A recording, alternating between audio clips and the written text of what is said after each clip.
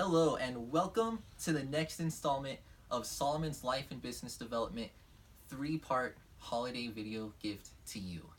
In this video, we're going to be talking about how you can create time. And as I said before, everyone wishes that they just had more time to get something done, more time to spend with your family, more time to sleep, whatever it may be. We all just wish that we had a little bit more time. And this is what we're going to be discussing in this second video. Hey Garrett, before you get started, tell everybody how you became an entrepreneur. Okay. I think it's really exciting to hear about. Okay, yeah, cool. So, when I was a senior in high school, I really got into fitness. And, you know, I was just thinking that that's what I wanted to do. You know, I wanted to make that a career. Okay. So, the one thing I didn't like about it, though, was it seemed that it was a chore. It was always a chore. Yeah. It was a chore to take care of yourself. And I wanted to change that. I wanted people to smile Yeah. when they were taking care of themselves. Yeah. I think that it's really important that we take care of ourselves. And I don't think a lot of people prioritize with health high on their priority list. And I wanted to remove the chore-like feel from it. So, noticing that no one was smiling, I said, okay, I want to change this. I want to do something about this. So, we created a fitness style that is based around obstacles, calisthenics, and strength training. Wow. So the number one reason the goal isn't achieved is loss of motivation. If you lose motivation, you're not going to achieve that goal. That goal is done. Exactly. So we acknowledge that for fitness, and we want it to become the place where this is the last time that you're going to set this goal. Okay. So we need to hold on to your motivation is what we need to do then. Wow. So that's kind of how obstacles come into fitness, along with bodyweight exercises and strength training. You can see little bits of progress. Okay. You make it one step further. You climb one step higher. Sure. Whatever it is, you see progress and you know that you're moving in the right direction, and you hold your motivation, you continue to do it, and you achieve your goal. Nice. And that was the big drive behind opening Incher Park Obstacle Fitness Gym. Wow. So we got the idea figured out. The challenge was, okay, this is an idea. Now this needs to be something that is there, that you can touch, that exists. Sure. So it's got to go from here to into the world. Yep. Right. And that's where I hit snacks. Sure. So I didn't have any money. Right. We just signed a 12-month lease on an apartment, and I felt that the timing wasn't right to do something like this. I had a consistent paycheck as a personal trainer at another gym, but I started to hate doing that because I had this dream, I had this vision that I could do, and I wanted to do it. Yep. So I decided that, you know what, I'm going to take full action here. I went in, I quit that, and nice. I didn't even have it up yet, but I couldn't do both. I was failing in my performance here, and I didn't feel that was fair to anybody, to my clients, to the company, me, anybody. Sure. So I was failing in my performance there. I didn't have anything to go to, but I stopped doing this, put all my attention on making the impact that I wanted to make. A quote that really inspired me in this time was Thoreau. Was many men die with a song in their heart that's never sung. And someone else told me, they said, you know, when you don't pursue your vision, it's not just you who loses out. Who loses out on the fulfillment, the excitement, and the adventure of entrepreneurialism, but it's society. Society loses something when you don't do it. And this motivated me to go all in. So I did. I went all in, and again, we didn't have any money, but as I said before, the capital I did have, I invested in myself. Yeah. And this was the best thing I could do, because then the people that I had already talked to about funding and finances, I talked to them again, and they were on board this time. Nice. So well, and you actually used the same tools that we use. You used for yourself. Exactly. So I did the Next Level Navigator. That's what I did. I went through the process for myself, and you know, I found that by becoming clear on the direction that I wanted to go, by being able to speak it very concisely and well, that I could bring people on board to the vision. And I needed people to come on board, because it was too big of a goal, it was too big of an impact that I wanted to make to do it by myself. But like you said, Ken, in the first video, people don't see it how you do. It's your vision. And that's why everyone is unique, and everyone can do it, because everyone is unique, and they'll do it in a unique way. Yes. So, well, that sounds like it's a lot. You know, as an entrepreneur, someone going after their vision, time always becomes a factor. especially like in your case and in others and mine, is you have this job, and sometimes people have families that they're trying to work around. Time always becomes this major factor. And Yep. people say, I don't have enough time. And the crazy thing is that I began to realize is we all have the same amount of minutes and hours in a day. Exactly. How is it that some people can get so much done and others can't, even though we're all given the same amount of time every single day? What did you see? What did you find? What did you come across? And how did you overcome that I don't have enough time barrier? Well, it's something that I really struggled with initially. I just felt there wasn't enough time in the day. I prayed for more time. I begged for more time to be able to do this. The sun was coming up and setting too quickly. Yeah. I even pulled like 72-hour days. Wow. Trying to get this thing going. I should not have done that. It was not the right move. I was not functioning well. It was unproductive. Right. But that's what I thought I needed to do. I just didn't think I had enough time. And even when the company got started for the first year, it was my girlfriend at the time, my wife now. Her and I, we opened the gym at 6 a.m. and we closed it at 9 p.m. Wow. Every day, 7 days a week. Sounds like a restaurant. Wow. Yeah. So we got to a point where we said, this is nuts. And we started to realize, we said, look, this is a disservice to our clients because we cannot function Yeah. Right. the way that we need to make the impact that we're saying we want to make. Right. So we all operate in the same 24/7, 365. Right. So how do the super achievers do it? My example in this is Richard Branson. How can one person own 400 companies in the same 24/7, 365, and I can't even find the time to correctly do mine, let alone anything else that's important? I understand. How is this possible? Yeah. It's a problem. So, I mean, even right now, this he's on his island, Sure. wakeboarding, looking for his next opportunity. How can one person own over 400 companies and seem to have all the time in the world? Yeah. And when I discovered this principle and I learned about this principle, it was a game changer. Right? This is really, like I said, everyone operates in the same 24/7, 365. And the person that helped me become aware of this principle is actually a total fate meeting. When I was 8 years old, my great grandma was hospitalized. She had a heart attack, and we'd visit her every day. Okay. And one of these days, we were there a particularly long time, and I got kind of bored. I was 8 years old. I wandered down the hall, and I was looking in the rooms there, and I peeked into one, and there was a man in there, and he invited me in. So I went in, and he started telling me his story. He was just talking to somebody. We were just talking to each other. We were both bored in a hospital at the time, so we were just talking to each other. So his story was that he had retired the day before, and he was hospitalized that morning. Now the tragedy was that he was on life support, and he was there, knowing what I know now as a personal trainer. He was there because of any attribute of a sedentary lifestyle. He could have prevented everything that put him there if he chose to. Wow. It's just that's not how he prioritized. He told me about his upbringing. He said that growing up, his family was really poor. Okay. That when he was in 8th grade, he had to drop out of school to get a full-time job to help support his family.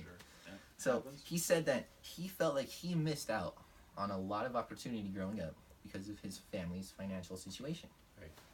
So he said that his main goal in life Okay. was to provide his family more opportunity through financial wealth than he felt that he ever had.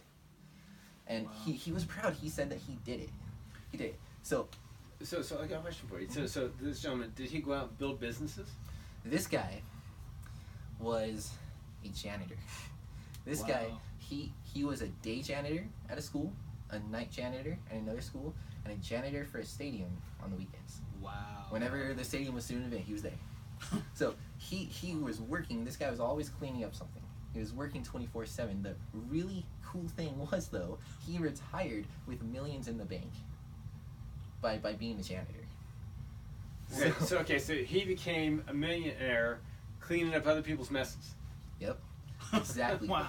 And he was proud. He said, I did it.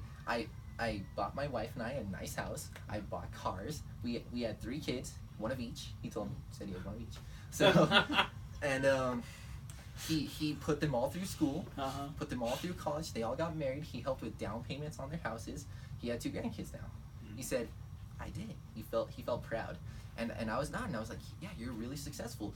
I'm looking at this guy with millions in the bank by being a janitor. Like, my 8-year-old self, this guy is really successful. This is awesome. And as he was talking, his pride turned to regret. He came to a self-realization. He said, you know, kid, if I could do it differently, I would. You keep calling me a success, but I failed. I failed my family. The failure is that they didn't live enough with me. That I was never there. He explained that he regretted missing out on so many things that he did, and that he didn't prioritize correctly. He said that he was so focused on his work, on bringing home money. He said, look, kid, at the end of the day, it's just paper. At the end of the day, your health is what you have. Right. Now he told me, he said, look, seek all the financial wealth you possibly can. Okay. But don't do it with your priorities out of line. Gotcha. Don't miss out on your family, on things that are important, and make time for yourself, to spend yourself in a worthy cause and things that are really important. That was his lesson for me. So he really touched on something here just a little bit. Is also kind of being true to yourself. Right. I mean, if you're, I mean, I guess he was true to himself from the standpoint that he wanted to make money. Sure. But taking a step back and looking at maybe alternative ways that still allow me to have a life other than just cleaning. Exactly, and he didn't see any of those opportunities because he said that he felt that he lacked those opportunities because of his family's financial status and the upbringing. What he didn't realize until he was on his deathbed was that he didn't lack any opportunities, that he controlled his opportunities. He just didn't live his life purposefully. So then, do you think he made his mistake or realized his mistake based on the time? So it sounds like to me that he had the time, but because he didn't prioritize correctly, he didn't have the time, even though it was there the entire time. Exactly. His time was there. It was there the whole time. We all operate in 24/7, 365. And how he came to this realization still sticks with me. And I think about it almost every day still. It's really cool. He said, you know, kid, he said it a lot. He said, you know, kid. He said, you know, kid, my family was just in here, but they just left because the grandkids were getting bored, and they left to take them to the zoo. And I don't want to be here. I want to go take my grandkids to the zoo and show them the giraffes, is what he said. Wow. He said, I didn't live enough with my family, they hardly know me. And now, a lot of the money that I've worked my whole life for is going to, every single second, is costing more than I ever made per hour to keep me alive right now. And he said, it's because I didn't prioritize correctly, and I wish that I would have. And that was his lesson to me. Wow. And it's something that I really held on to. And absolutely, the time was there. And I asked him, I said, well, what if you really had too much to do and too little time to do it in? Sure. And his answer was, you can make time. I said, how? He said, okay, consider this. You work a job and you have Saturday and Sunday off. Okay. This is his example to me. He said, what if it takes you all day Saturday to mow the grass, clean the gutters, trim the trees, all the chores that you need to do on Saturday, and that's robbing you every Saturday of the precious family time. Okay, what can you do? He said, okay, your first option is find a tool. Find a tool to expedite the result. Yeah. Okay. So tools can be very helpful in expediting the result. He had an example of the lawnmower. Right. He said, okay, well, if you have to mow a lot of grass, don't push it. Go spend the money and get a ride-on mower and achieve a better result in less time and less energy. So okay, now what if it only takes me 4 hours Creating time to do those things? So he found at first it was finding a better tool. Yeah. Yes, that's Because the that's first what he option. knew, right? Right. Exactly. He said, find a better tool. That was his. Makes sense. That was his answer to me. He was a janitor. He pushed around his tools. Yeah. And he said, find a better tool, get the job done quicker, better, with less time and energy. That was his answer for me. And that's great. So you can go from spending 8 to 10 hours on your precious weekend time on a Saturday. Right. Well, maybe now it takes 4 or 5. but what if you want to get all the time back? So that's something that I've been considering. So at that point, you're moving from a laborer to a leader. You now are going to start to establish a team, and this is where my story comes back in.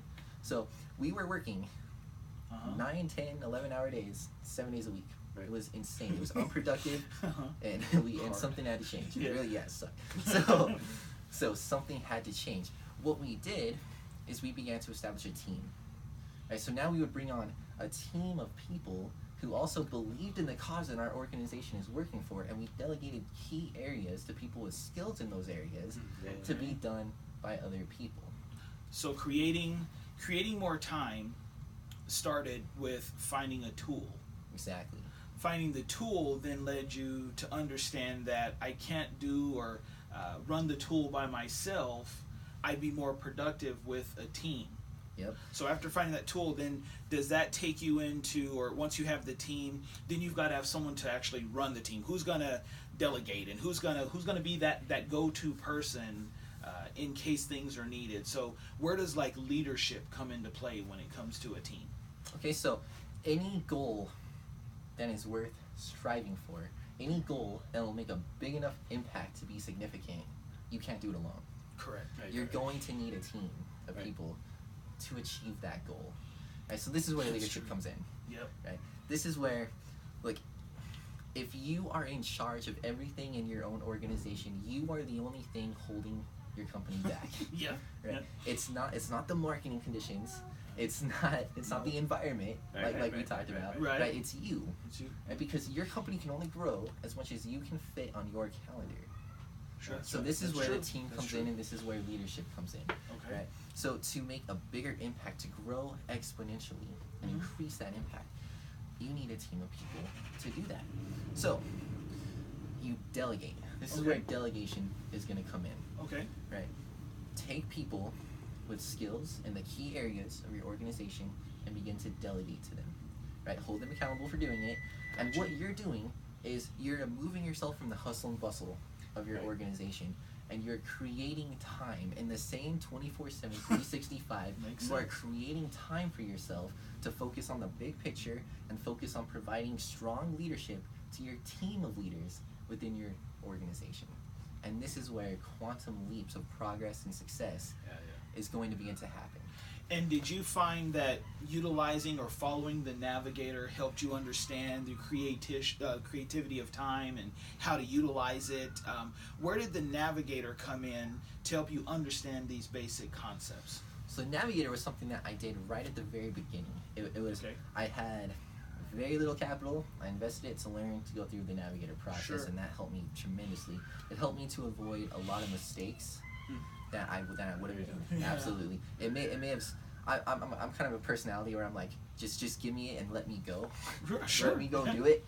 But I would have made so many mistakes. So it might have slowed me down a little bit on the forefront. Okay. But it helped me to avoid making mistakes that probably would have been nearly insurmountable. That I would have made. And to help me understand this idea of time from the navigator, what I would do is I would go in and I would put a time frame on every one of my success strategies for the navigator. That helps. And I would have to prioritize and delegate to get that done, because I can't do it by myself. It's too big for me to do it by myself. It forced me to kind of go against my natural nature. My natural nature is I want to do everything myself. Just give it to me, let me go, I'll do it. Right? It forced me to go against my natural state and to prioritize and create a team and delegate to that team. So did you find that putting a time frame on your goal, a lot of times we hear that once you have the goal, you have this path on how to achieve it, you should put a time limit on it, so it gives you something to search for or to achieve. So did you ever find yourself putting a time limit on certain things that were in your path or goals that you wanted to achieve? Yeah, so every single goal that I set, part of the goal setting process to me is a time on it.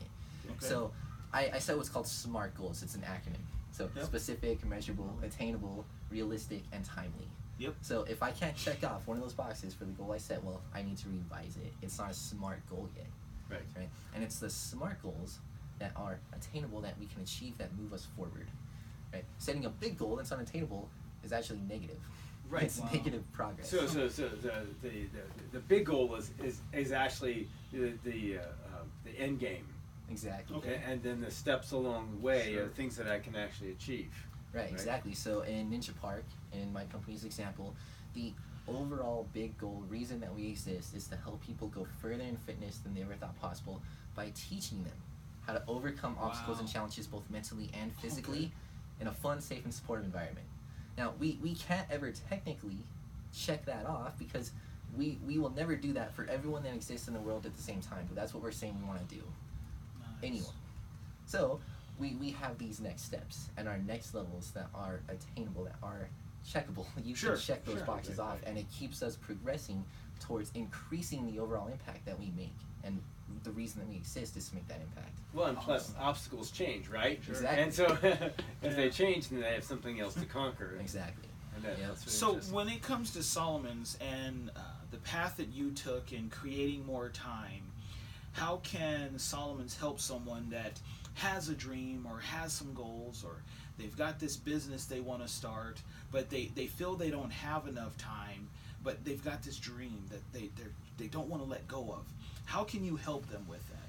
The first challenge that I would give to someone is, what are you doing right now that you don't need to be doing? Everyone is doing something that they don't need to be doing.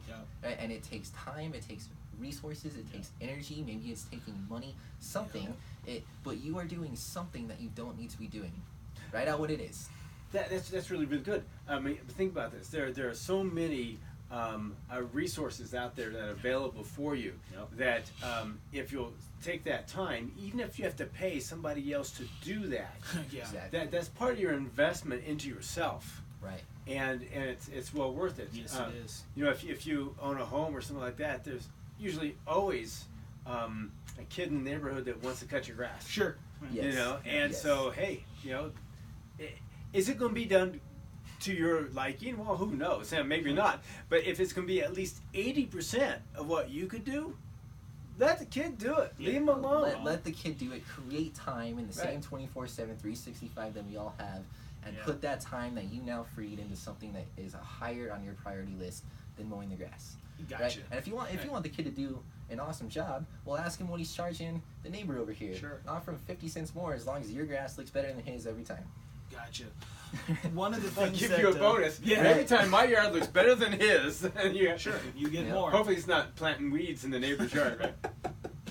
One of the things that I like to do to help me with time, and I suggest people do it all the time, is take a simple stopwatch. Pull the stopwatch up on your phone and clock yourself. When you find that you're not doing something productive, clock yourself. Start that timer. And then when you start doing something productive, shut the timer off. And by the end of the day, I have found that I actually had a lot of time. Right. Clock yourself. Be honest with yourself. What am I doing right now that is either non-productive or productive? And clock yourself, time yourself on the things that you're doing every day that are non-productive. And then tally that at the end of the day. You'll see that you have time. Exactly. Awesome. So when it comes to being on a team and you're creating this leadership and you begin to delegate, right? A lot of that, it comes into, let's say, ownership. Is that the point where you start to take ownership, not just of you, but the actions of others and the process? Kind of talk to me about what is it like to be an owner when it comes to a business like yours. So the biggest difference from going from being involved in all the hustle and bustle of your organization to a leader, to an owner, is philosophical. And you touched on a lot of it in your first video. So the key difference is that you remain in control but not in charge. So let's go back to Russell Branson. There is no way that he's in charge of any one of his 400 companies. It can't be, and if he were, it's not going to last long. Because it can only grow as much as he can put on his calendar. Right. I like that. So there was a wise philosopher. I tried to track down this quote. Couldn't find the exact person. So I'm saying there's a wise philosopher. It's a very wise quote. Fair enough. He said, I guess they said that In our youth and unwise years, we trade our time for money. And it's not until our more mature and more wise years that we trade our money for time. You start out trading your time for money. You go to a leader, you start trading your money for time. Now you use this time. You become an owner. You remain in control, but not in charge. You separate yourself and you allow yourself to focus on the big picture, and you allow yourself to provide strong leadership to the leadership team of your organization. And now the growth of your organization is not based on any one person or their calendar or their time. Wow, that's nice. It's the same rules that we just said, that if you want to start personal growth, pay somebody else. And if they can do at least the job 80% of how you could do it, let it go. Exactly. So it's the same type of thing in business. Exactly, just same idea, the exact same principle. It's good. And with my example of Richard Branson, he even has a quote. He's quoted for saying, if you really want to grow as a leader or an entrepreneur, you have to learn to delegate. And this is a key guy to look at to see that is true. Wow. So after you hit the, let's say, the ownership stage, or you're working towards that, and you're finally there, as an owner, when it comes to mentoring and coaching, a lot of professionals, they have these coaches, they have mentors, people ultimately that are willing to help them along their journey. So when it comes to a mentor or coach, where do you see that they should come into play? Should it be at the beginning? Should it be helping them find or create the time? Or is it towards more the end when you get to that I'm an owner or I'm at that leadership state? Where is the best place when it comes to a mentor? No, honestly, I think anyone should have a mentor with them at every stage of their life and all that they're doing. Like I said, I invested into a mentor to help take me through the process of the next level navigator, and by doing so, I can absolutely guarantee that I avoided making mistakes that would have been nearly insurmountable if I would just rushed on like my natural instinct told me to do. Now, as you get going, you go from this precipice, if you will, from the top of a mountain. You can look out over the valley and you can see your goal. There's no obstruction. There. You have all the motivation, all the will, and you can get from here to here. You can see it. Right? Now you start doing it. You start descending down the mountain a little bit. You feel like you're down in the thick of things. You're surrounded by trees. Right? You can't see it anymore. So that's where the mentor or coach is going to come alongside you again to help you bring you back up here so that you can make good, level-headed decisions as the leader or owner of your organization that can drive your organization forward and continue to make and grow your impact. That's really, really good thoughts, because there's many times that if you're in a city that you don't know, you can see where you want to go, even in the city. I mean, I've lived in Boston for a while, and the most frustrating thing for me was that I could see where I wanted to go, but I couldn't find the street to get there. Sure. And that's the same type of thing, though. When you're growing a business, you're chasing after a goal, you can see where you want to go, but you need to know the paths to get there. Exactly. Gotcha. So then what we're saying is the importance of a mentor is really key. Having that mentor there, having a coach or someone there to not just step you through everything, but more so to help you reflect. I know on my journeys through business, being able to have someone there to say, okay, let's look back on what you did or didn't do, the mistakes you may have made. How can we now turn that into something positive moving forward? So on your journey, being able to have a mentor there, was that mentor able to help you kind of reflect, remember the goods, the bads, and the uglies, if you will, and how you can avoid that stuff? How did that mentor do that for you? So we were 1 year into business when just something I never thought was even possible happened, and it absolutely devastated me. It stopped me in my tracks. Just stopped. I was finished, or at least I thought it was. So this huge event, it happened, and I had an annual meeting scheduled with one of my mentors to review my navigator, to review the first year of business. How was the startup? How did it go? And I went into that meeting with my navigator and said, I'm done. I'm done with this. I'm gonna pack it up. I just came to tell you we don't need to make another one. I'm not gonna be moving forward. And he said, well, let's sit down. Let's review it. Let's go and review it anyway. We're here. Sure. So, okay. So we sat down. We looked at my next steps. Said, did you do this? Yeah, did that. Put a check by it. Okay. So, well, how about this one? Yeah, checked it off. I checked off every single one of my next steps that I wanted to do to achieve my next level, to know that I'm moving closer to the overall impact that I want to make. Nice. And I never saw that before. I never would have seen that. I never would have thought about that. The only reason that Ninja Park is still around, going on its fourth year, that I'm still finding the fulfillment and the satisfaction and the freedom from living as an entrepreneur is because of that mentor. Wow.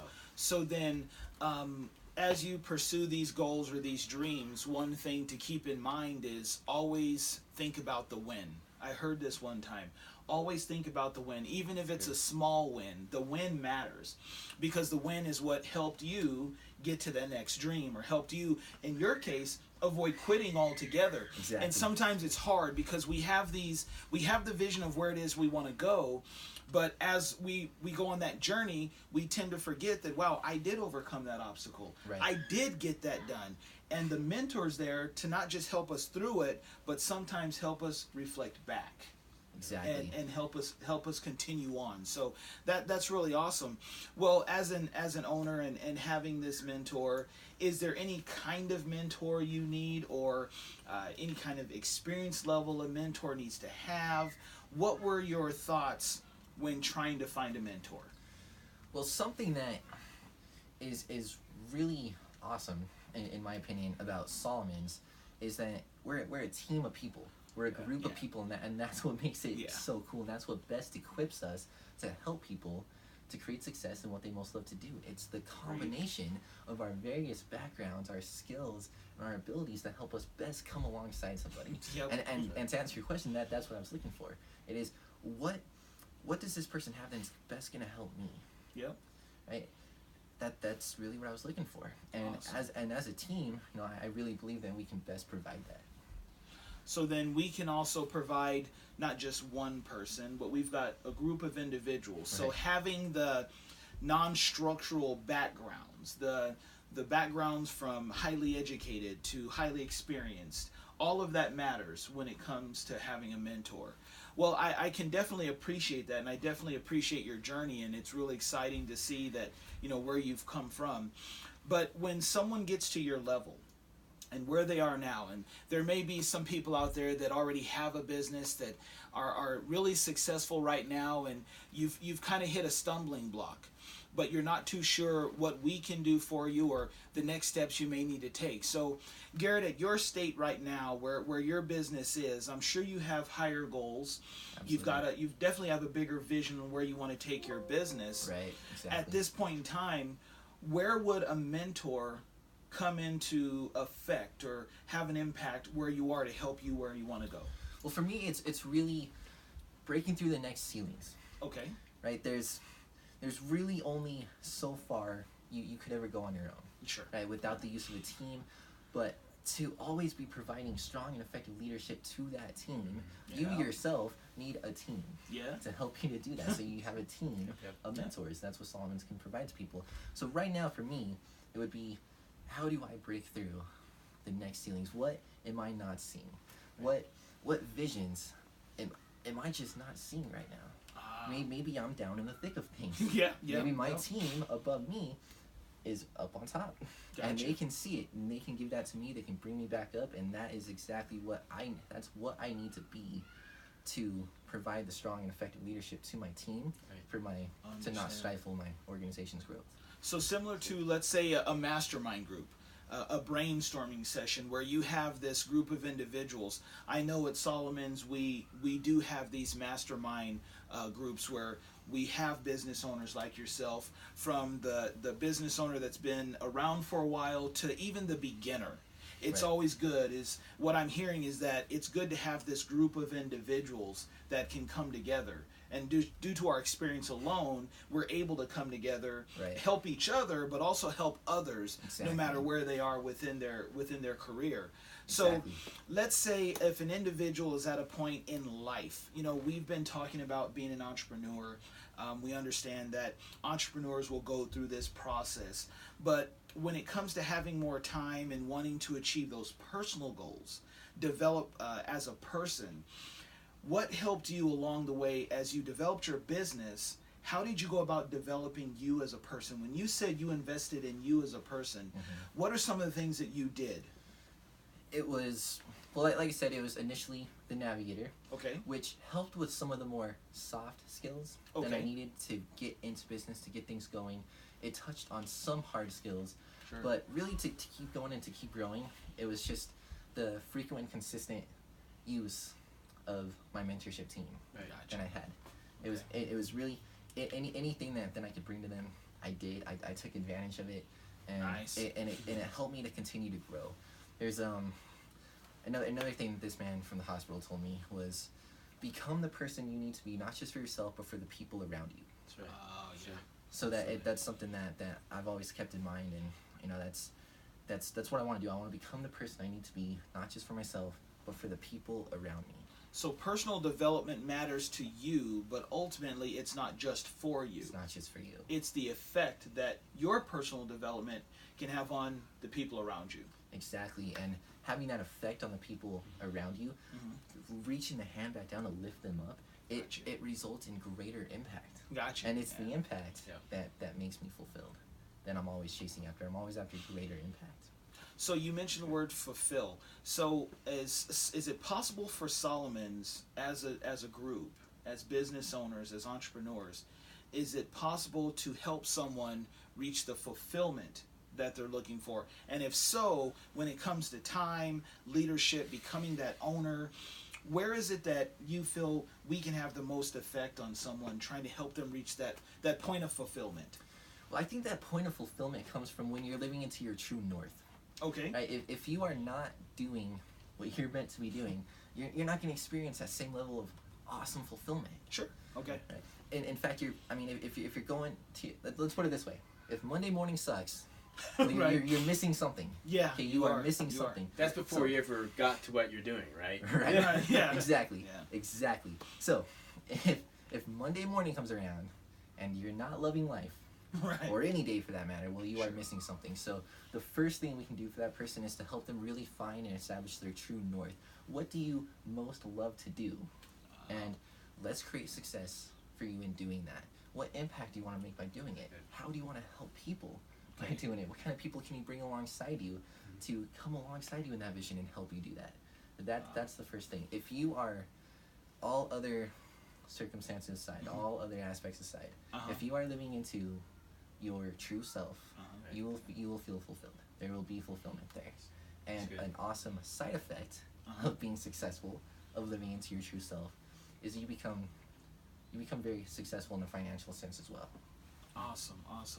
Well, in closing, when it comes to creating time and going from the leader to the owner, what would you like to leave people with, and what we can do for them when it comes to Solomon's life and business development? So the main takeaway from this video too here is, don't find that you have regrets on your deathbed.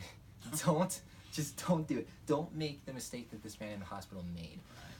Understand prioritization and delegation now, so that you can spend yourself in a worthy cause and seem to have all the time in the world for your family, for your friends, for things that you enjoy doing.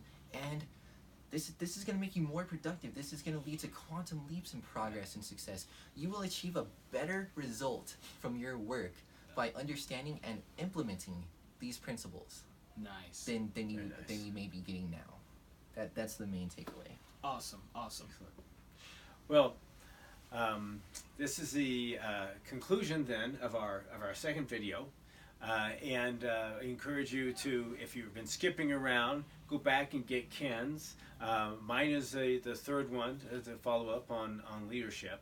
We want to thank you for tuning in, if you will, and I hope you gleaned a lot of good information. I know I do. It's hearing it again and again is a very important thing. It builds a structure inside you. Thank you for viewing, and have a good day.